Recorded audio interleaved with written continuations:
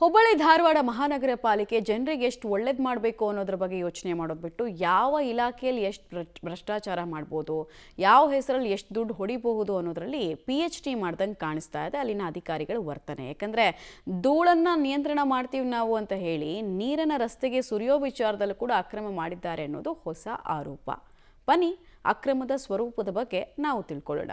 Smart city ಯೋಜನೆಯಂತೂ ಮುಗೀತು, ಕಾಮಗಾರಿಯಂತೂ complete ಆಗಿಯೇ ಇಲ್ಲ. ಕುಡಿಯುವ ನೀರು ಕೊಡಲು ಮೀನಾಮೇಷ, ಧೂಳು ನಿಯಂತ್ರಣ ಹೆಸರಲ್ಲಿ ನೀರು ಪೋಲು. ಹುಬ್ಬಳ್ಳಿ ಧಾರವಾಡ ಜನ ಅದೇನ್ ಪಾಪ ಮಾಡಿದ್ದಾರೋ ಗೊತ್ತಿಲ್ಲ. ರಾಜ್ಯದಲ್ಲಿ ಅತ್ಯಂತ ನಿರ್ಲಕ್ಷ್ಯ ಧೋರಣೆ ಮಹಾನಗರ ಪಾಲಿಕೆಯನ್ನು ಪಡೆದಿದ್ದಾರೆ. ಒಂದ್ ಕಡೆ ಸ್ಮಾರ್ಟ್ ಸಿಟಿ ಅಂತ ಸಿಕ್ಕ ಕಡೆ ಕಾಮಗಾರಿ ಆರಂಭಿಸಿದ್ರು. ಆ ಕಾಮಗಾರಿ ಇನ್ನೂ ಮುಗ್ದಿಲ್ಲ. ಆದ್ರೆ ಆ ಸ್ಮಾರ್ಟ್ ಸಿಟಿ ಯೋಜನೆ ಅವಧಿಯೇ ಮುಗ್ದಿದೆ. ಇದರಿಂದ ಅವಳಿ ನಗರದ ಜನರಿಗೆ ಸಿಕ್ಕಿರುವ ಸೌಲಭ್ಯ ಅಂದ್ರೆ ಹಳ್ಳದಂತೆ ಗುಂಡಿಗಳು ಬಿದ್ದಿರುವ ರಸ್ತೆಗಳು, ಧೂಳಿಂದ ತುಂಬಿ ತುಳುಕುತ್ತಿರುವ ನಗರ. ಇಷ್ಟು ದಿನ ಕಾಮಗಾರಿಯಲ್ಲಿ ಭ್ರಷ್ಟಾಚಾರ ನಡೆಸಿ ಜೇಬು ತುಂಬಿಸಿಕೊಂಡ ಪಾಲಿಕೆ ಅಧಿಕಾರಿಗಳು ಈಗ ಧೂಳಿನ ಕಣದಲ್ಲಿಯೂ ಭ್ರಷ್ಟಾಚಾರದ ಹೊಟ್ಟೆ ತುಂಬಿಸಿಕೊಳ್ಳಲು ಮುಂದಾಗಿದ್ದಾರಾ ಎನ್ನುವ ಅನುಮಾನ ಮೂಡುತ್ತಿದೆ. ಒಂದು ಕಡೆ ಆಮೆಗತಿಯಲ್ಲಿ ಸಾಗಿರುವ ಫ್ಲೈಓವರ್ ಕಾಮಗಾರಿ, ಮತ್ತೊಂದು ಕಡೆ ನಗರವೆಲ್ಲ ಧೂಳು ಧೂಳು. ಇದರ ಮಧ್ಯೆ ವಾಹನ ಸವಾರಿ ಮಾಡುತ್ತಿರುವ ಜನ. ಈ ದೃಶ್ಯಗಳು ವಾಣಿಜ್ಯ ನಗರಿ ಹುಬ್ಬಳ್ಳಿಯಲ್ಲಿ ನಿತ್ಯ ಕಂಡು ಬರುತ್ತಿವೆ. ಸ್ಮಾರ್ಟ್ ಸಿಟಿ ಫ್ಲೈಓವರ್ ಜನರಿಗೆ ವಿಶ್ವ ದರ್ಜೆಯ ಸೌಲಭ್ಯ ನೀಡಿದ್ದು ಬರೀ ಬಾಯಿ ಮಾತಿನಲ್ಲಿ. ಈ ಕಾಮಗಾರಿಯಿಂದ ಜನರು ಪಡೆದುಕೊಂಡಿದ್ದು ಮಾನಸಿಕ, ದೈಹಿಕ ಕಿರಿಕಿರಿ. ಆದರೆ ಇದರ ಲಾಭ ಪಡಿತಾ ಇರೋದು ಮಾತ್ರ ಫ್ಲೈಓವರ್ ಕಾಮಗಾರಿ ಪಡೆದ ಗುತ್ತಿಗೆದಾರ. ಮಹಾನಗರ ಪಾಲಿಕೆ ಅಧಿಕಾರಿಗಳು ಫ್ಲೈಓವರ್ ಕಾಮಗಾರಿ ಮುಕ್ತಾಯದ ಅವಧಿ ಮುಗಿದು 2 ವರ್ಷಗಳಾಗಿವೆ. ಆದರೆ ಕಾಮಗಾರಿ ಮಾತ್ರ ಇನ್ನೂ 30% ಸಹ ಮುಗ್ದಿಲ್ಲ. ಮತ್ತೊಂದು ಕಡೆ ಕಾಮಗಾರಿಗಾಗಿ ಭೂಮಿಯನ್ನು ಆಳಕ್ಕೆ ಅಗೆಯಲಾಗುತ್ತಿದೆ. ಇದರಿಂದ ಧೂಳಿನ ಪ್ರಮಾಣ ಹೆಚ್ಚಾಗುತ್ತಿದೆ. ಈಗ ಇದನ್ನೇ ಬಂಡವಾಳ ಮಾಡಿಕೊಂಡಿರುವ ಮಹಾನಗರ ಪಾಲಿಕೆ ಮತ್ತು ಗುತ್ತಿಗೆದಾರ ಧೂಳು ನಿಯಂತ್ರಣ ಮಾಡಲು ರಸ್ತೆಗಳಿಗೆ ನಿತ್ಯ ಲಕ್ಷಾಂತರ ಲೀಟರ್ ನೀರು ಸಿಂಪಡಣೆ ಮಾಡುತ್ತಿದ್ದಾರೆ.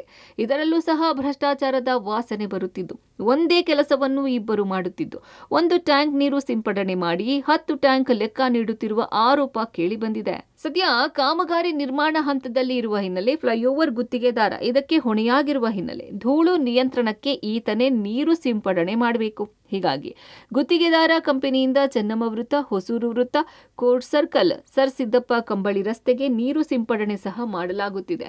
ಆದರೆ ವಿಪರ್ಯಾಸ ಅಂದ್ರೆ ಇದೇ ಜಾಗದಲ್ಲಿ ಮಹಾನಗರ ಪಾಲಿಕೆಯಿಂದಲೂ ನಿತ್ಯ ನೀರು ಸಿಂಪಡಣೆ ಮಾಡುತ್ತಿದೆ. ಹೀಗೆ ಸಿಂಪಡಣೆ ಮಾಡುತ್ತಿರುವುದಕ್ಕೆ ಹಣ ಖರ್ಚಾದ ಬಗ್ಗೆ ಅಧಿಕಾರಿಗಳು ಲೆಕ್ಕ ಬರೀತಿದ್ದಾರೆ.